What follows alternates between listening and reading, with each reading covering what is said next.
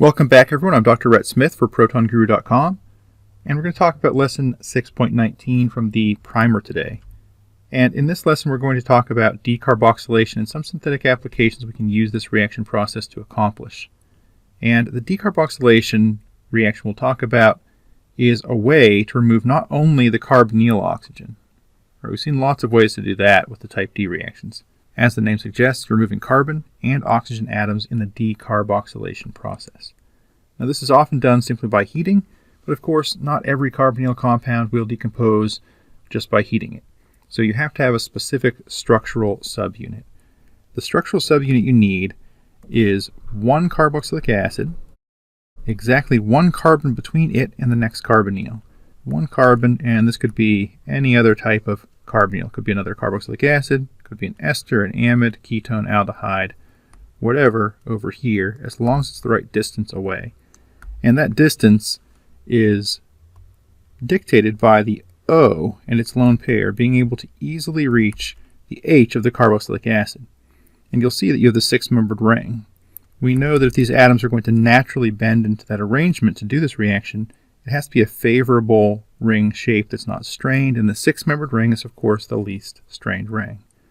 If we think through this process and what the products would be, we can see that we're trying to make a bond here, break this bond, make an additional bond here, break this bond, make an additional bond here, and of course we'll have to add an arrow to complete the mechanism like this.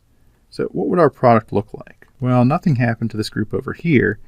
We lost the double bond to the carbonyl O over here, and this O has picked up a hydrogen. So we have that unit.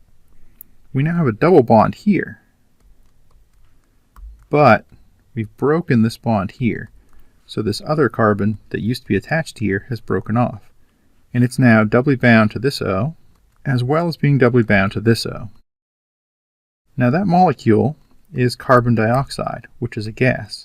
So if you were to heat this compound to a reasonable temperature, open to the air, this carbon dioxide gas would just flow out into the atmosphere. Now, of course, our final isolated product won't look like this, because this is an enol. And our enol will typically tautomerize to the keto form. So it looks almost like magic. If you look back at the original compound and erase all of our notes on it, it looks like this piece just broke away, and this piece remained behind. But it goes through the specific mechanistic pathway. And that's really the only new reaction I want to show you in this lesson.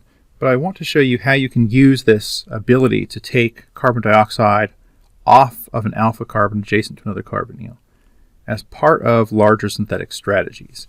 The first of these I'd like to show you that's very important industrially in a practical sense is the malonic ester synthesis. If you take this malonic ester and you subject it to these three steps, you really should be able to think through what would happen in each of these cases. So let's look at step one.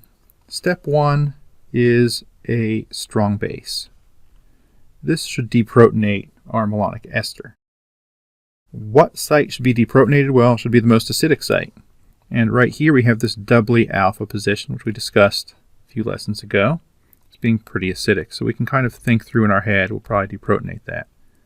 In the second step, we add R prime Br. So we're probably going to use this deprotonated thing as the nucleophile to do an SN2 reaction. So we're probably going to have to attach that R prime group to that site. What about this third step, acid and heat? Well, we have ester functional groups. We have an acid catalyst with water. We're probably going to do the hydrolysis of that ester. If the ester functionalities were hydrolyzed, then you'd have a carboxylic acid on each side.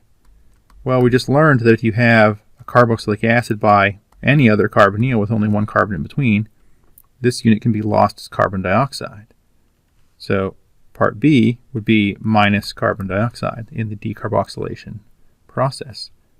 That means that overall you would have the carboxylic acid here and whatever R prime group you've added. All right, so that's thinking through these steps without drawing out every step in detail. This is an old reaction. This is an old reaction. The hydrolysis is an old reaction in terms of what we've learned previously. And the new reaction from this particular lesson is just the decarboxylation step. Now, it's a good idea to try to be able to talk things through and not have to draw the entire mechanism out step by step each time as you go through. But in case you had a difficult time following along with that, we can draw this out really carefully. Deprotonate this to make our initial enolate. That will be a good nucleophile, and here I'm showing you a specific example of an R group. It's got 1, 2, 3, 4 carbons in it. Let's be careful to attach the correct length of chain. One of the most common mistakes that I see people making when they do these reactions is they'll lose or gain carbons in steps like this. 1, 2, 3, 4. Numbering is always a good way to say I have 4 new carbons in addition to this one. Okay, and the next step is to do part 3A. So the first thing that the water and acid will do, we'll do the ester hydrolysis, where we replace the O ethyl groups out here with OH group. And that's going to be the ester hydrolysis, where these ethoxy groups are going to be replaced by OH groups. And now the trick is recognizing that you now have a carboxylic acid with only one carbon between it and this other O. So this O can reach the OH of the carboxylic acid. Now, it's not easy to see in this particular drawing, but if you switch which one is the OH and which is the double bond O like this, now you can see that you have an easy reach of that H for the mechanism.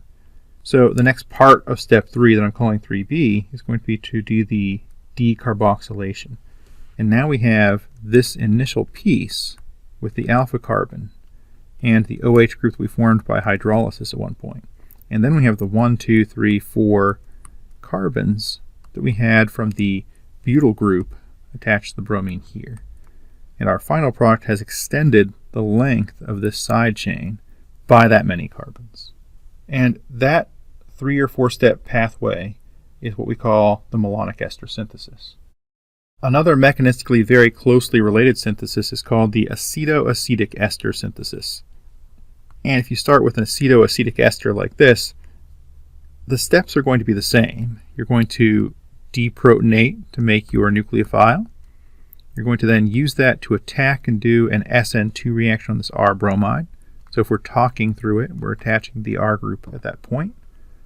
Then we have the hydrolysis, where we hydrolyze this side.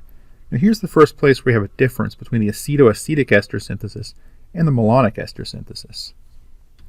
Remember that the malonic ester had an ester group at both sides. In the acetoacetic ester synthesis, one side is a ketone. So all you've done initially is to hydrolyze that to a carboxylic acid. But as you continue heating this in your flask, and you recognize that you've got the carbon dioxide unit with only one carbon separating it from the other carbonyl, then you can imagine losing this group as carbon dioxide. So if you talk through the mechanism like that, like we did before, you have this carbon that was the alpha carbon, and then whatever the R prime group from the bromide was will be attached.